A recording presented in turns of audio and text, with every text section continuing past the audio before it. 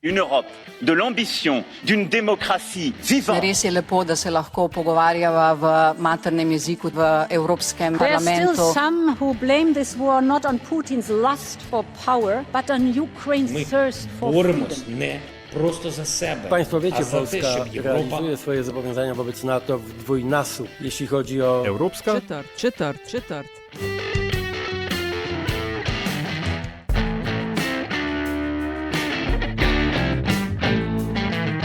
Spoštovani in cenjeni, dobrodošli v podkastu Evropska četrt, podcast o vsem, kar vas bo zanimalo o Evropski uniji, pa niste vedeli, koga vprašati. Evropsko četrt vodiva Nataša Briški in Aljaž Penkov-Bitenc. Podcast domuje na spletni postaji metinalista.si, v vašem nabiralniku pa sveža epizoda takoj, ko je na voljo. V začetku meseca je odbor Evropskega parlamenta za ženska vprašanja podprl državljansko pobudo My Voice, My Choice. Ta od Evropske unije pričakuje vzpostavitev finančnega mehanizma, ki bo Evropejkam pomagal zagotoviti varen in dostopen splav, ne glede na to, kdo so in odkot prihajajo. Prav pravica do splava je namreč ena od najbolj pogostih tarč propagande in dezinformacij, pa čeprav je v večini držav Evropske unije dostopnost splava na sprejemljivi ravni. Ni pa tako povsod in ni rečeno, da je tako zavedno. Predvsem zaradi praktično neprestane propagande proti splavu, ki je v bistvu mnogo več kot zgolj to. O tem smo se v okviru nedavne konference Disinfo 2025, ki je potekala v Ljubljani, pogovarjali z Adriano Lamačkovo, podpredsednico Centra za reproduktivne pravice, zadolženo za Evropo. Adriano Lamačkova, Associate Director for National Legal Strategies in Europe for Center for Reproductive Rights. Let's start with a basic question. Across the European continent, across the European Union, are attitudes towards reproductive rights, towards abortion, towards the right to make one's own choices regarding one's body, are they the same or are they wildly different? First of all, thank you very much for having me. It's a great pleasure. So when we look at where public stands on the issues of reproductive rights and specifically abortion rights and access to abortion care, the opinion polls across Europe show increasing support for laws and policies that ensure that access to abortion care is improved. And so there is an overwhelming opinion among public in favor of ensuring access to abortion care. When we look into legal side of the issue, what we see in Europe is that over the past decades, there have been an overwhelming trend towards improving access to abortion care. Just when we look at the past 10 years, 20 countries in Europe have adopted law and policy reforms that seek to improve access to abortion care and bring these laws and policies in line with international human rights standards and the World Health Organization guidelines or public health evidence. When at the same time, there is a small group of countries where we have seen attempts towards restricting access to abortion care and regress on abortion laws and policies. But in comparison with the number of 20 European countries, this small number is 7. So we are talking about really a big difference between the countries, the number of countries that have taken reforms to improve access to abortion care, and the small number of countries that in the past 10 years adopted restrictions on access to abortion. Just to give you examples of what kind of law and policy reforms have been adopted in the past 10 years by the European countries to improve access to abortion care. This includes law reforms that repeal highly restrictive laws and legalize abortion on request. the countries that have done so include, for example, Ireland, Northern Ireland, Iceland, Finland, Cyprus. There are also countries that have taken reforms to extend the legal time limit for accessing abortion on request. The latest examples is Denmark and Norway that have extended the time limit from original 12 weeks to 18 weeks of pregnancy. And then there is also a group of countries that have taken steps to remove access barriers to abortion care, certain procedural requirements that continue to be imposed, such as mandatory waiting periods or mandatory counseling requirements or third-party authorization requirements. And so several of these countries have taken steps to remove those requirements. So when we look at the overall picture in Europe, 43 countries in Europe now legalize abortion on request, at least in early stages of pregnancy. It's on average between 10 and 14 weeks of pregnancy. And thereafter, they also allow access on a specific legal grounds, such as threat to a pregnant woman's life, health, or in the situations where pregnancy results from sexual violence, and also in the situations of severe or fatal fetal impairment.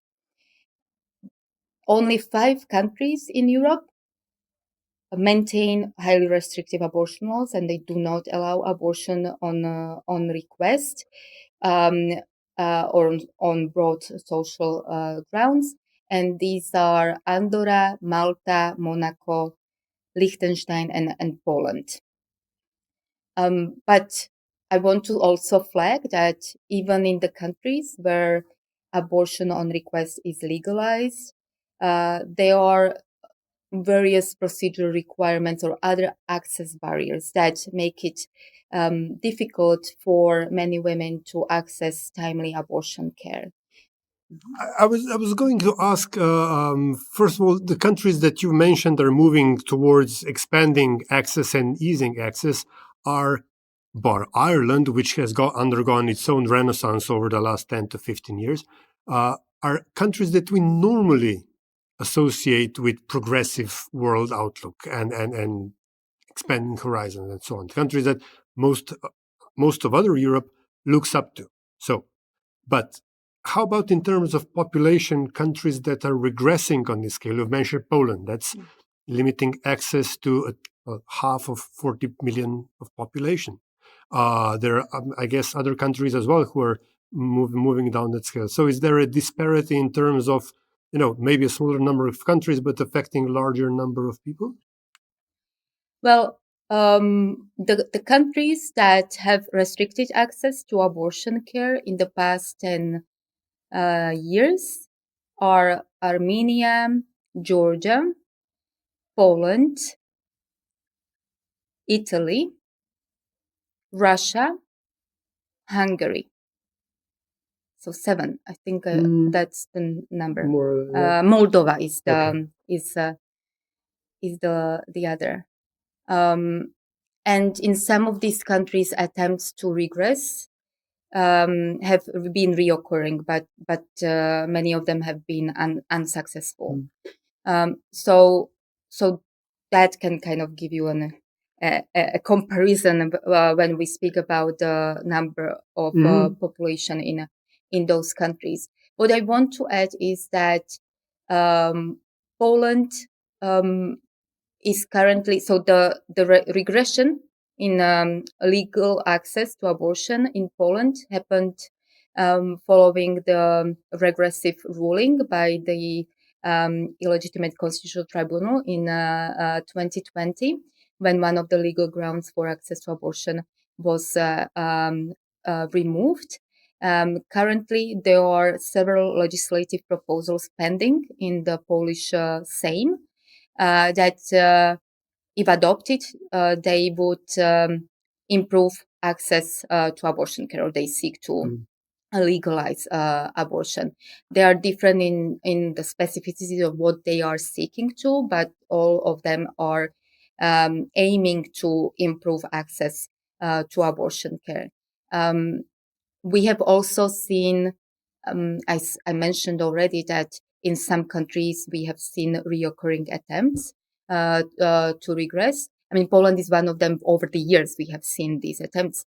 Slovakia is another country where we have seen repeated attempts to restrict abortion law. Currently, abortion on request in Slovakia is allowed up to 12 weeks of pregnancy, and thereafter on specific grounds. But the current law also imposes a mandatory waiting period of 48 hours and other procedural requirements that impose barriers in access to care. So in Slovakia, we have seen just since 2018 over 30 legislative proposals being tabled in the Slovak parliament. All of them have been unsuccessful and they have been rejected. And these proposals have sought to introduce further procedural barriers in access to abortion, whether to expand the current 48 hours of mandatory waiting period to 3 or 4 days, or introduce the prohibition on the public dissemination of evidence-based information, or introduce mandatory ultrasound. So women who are seeking abortion care would be required to undergo mandatory ultrasound, even though ultrasound, as confirmed by the World Health Organization, is not a necessary procedure for pregnant women for accessing abortion care. So I think what's important is that decision makers remain vigilant in terms of what threats exist in their countries that seek to restrict access to abortion care and overall undermine sexual and reproductive health and rights. Since you mentioned evidence-based policy, reproductive rights are one of the basic issues where such a phenomenon has been occurring for the past couple of decades. How do you, or rather, what is your assessment in how the disinformation is being used in, for the lack of a better word, confusing people's minds? Is this something that has always been there, and we need to be, just as you said, vigilant, or have the tactics shifted, and is the use of social media something that exacerbates that? I think to some extent, misinformation has always been there in different ways when we speak about abortion. But what we have seen in the past few years is that misinformation and disinformation on reproductive health and abortion specifically has increasingly become one of the tools of the actors who are seeking to restrict reproductive rights and restrict access to abortion care.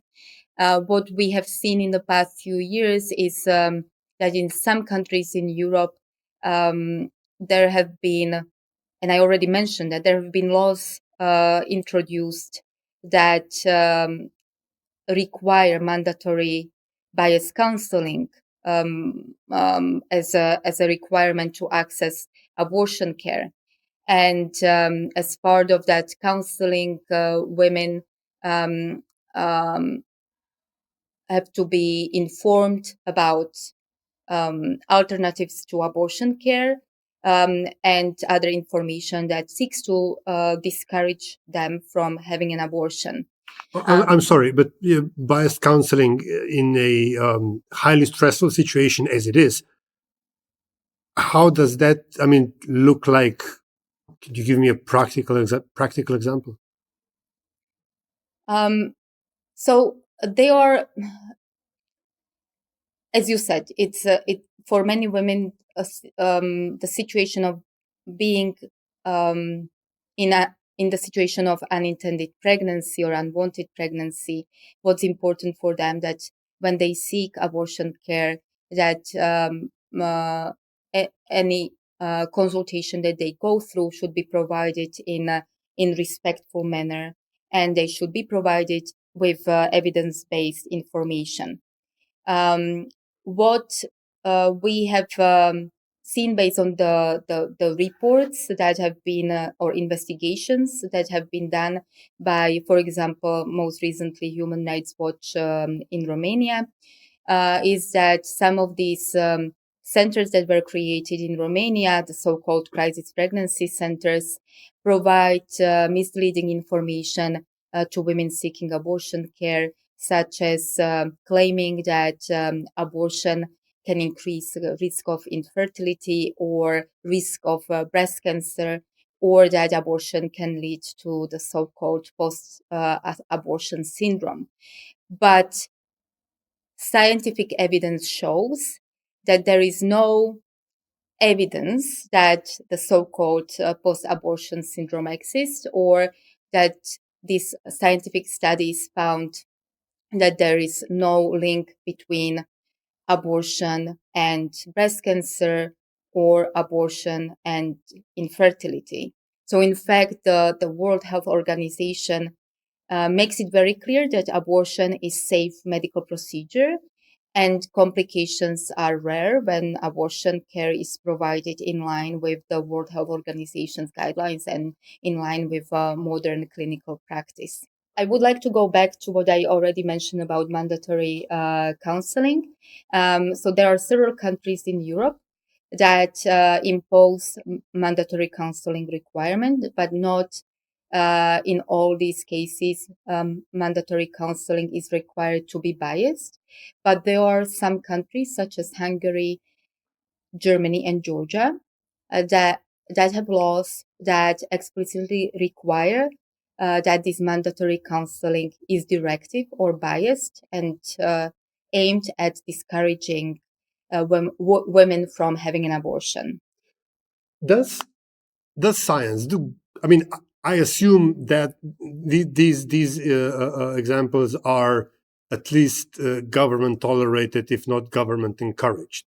But more importantly, how does in this case health science, OB-GYN science, fight against this? I mean, it's, in my experience, it's very hard for facts to proliferate in an environment where they're not wanted, where facts are not wanted. I think what has been done in some countries, and I think more of that should be done, is that when there is an abortion law reform discussed and considered in the countries, in some countries, including, for example, Norway, Belgium, or currently Scotland, governments have appointed expert commissions to look into the options of abortion law reform and recommend what kind of law reform can take place, with the intention to bring these laws closer to best medical practice. And so when we look at these recommendations in cases where they were already published, we see that there are expert recommendations based on public health evidence and also human rights standards, recommending to lawmakers to reform laws to improve access to abortion care. And so there are evidence-based processes as part of legislative processes in place that I think provide good practice to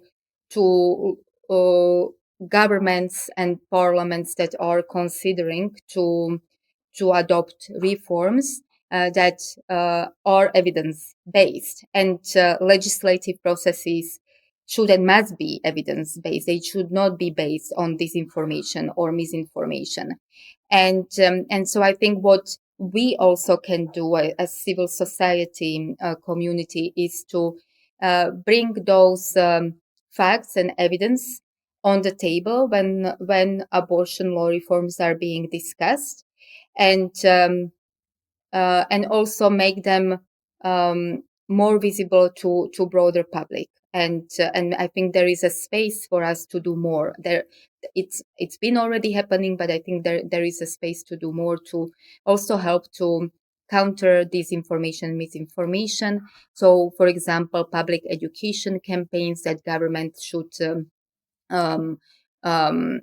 conduct that would help to bring evidence-based information on reproductive health and abortion care to broader public.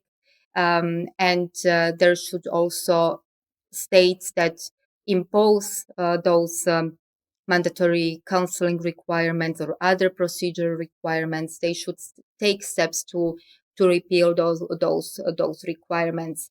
And also another step forward is that in some countries in Europe, training on abortion care for healthcare professionals is not made mandatory.